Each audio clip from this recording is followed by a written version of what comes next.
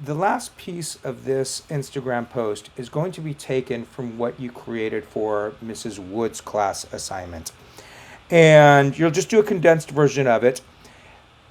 One of the best ways to go about it is to add a little bit of body of text right here. So you will click on that, but you're going to have a lot of variables depending on the background, depending on the graphic design that you chose within Canva. In my background, I just have a lot of rainbows and I have to deal with that. I'm going to show you what I do here. In other situations, actually, let's step away from this for a second and look at different designs. Let's say I'm going to come down here and choose something from here.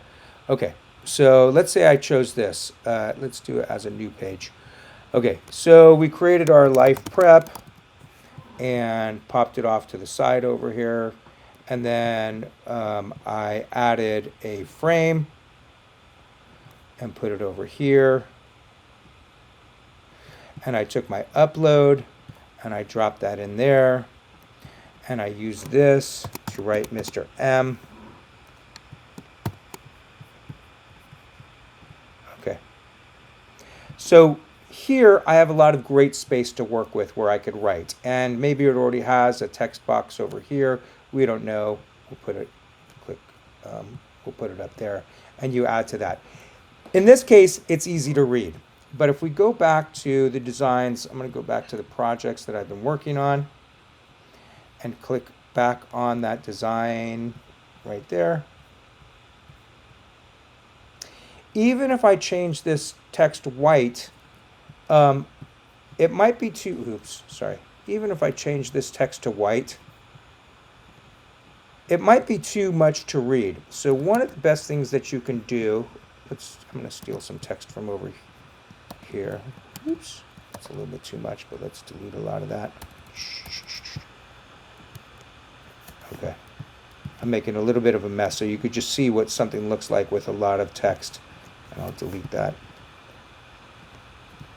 Okay, and I'm going to rotate that. Look how hard that is to read. So what I might want to do is in my elements, I can choose some shapes. I'll click See All, and it doesn't really matter what the shape is, but I'm going to go ahead and choose this. Oh, you know what?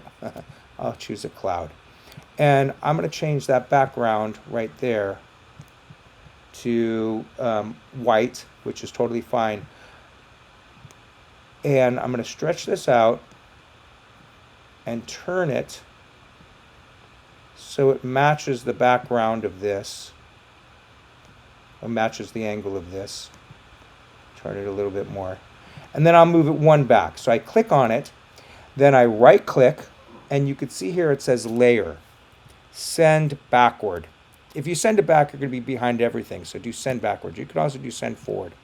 But now even with this, maybe I don't like how solid that white background is. So on that white background, I've clicked on that as opposed to the text. I clicked on that. If you come over here, we have a transparency button. Look in this section over here, and it's these, like a checkerboard right there. I click on that transparency, and I could reduce that. It still gives a little bit of the background, but it also gives that foreground of text.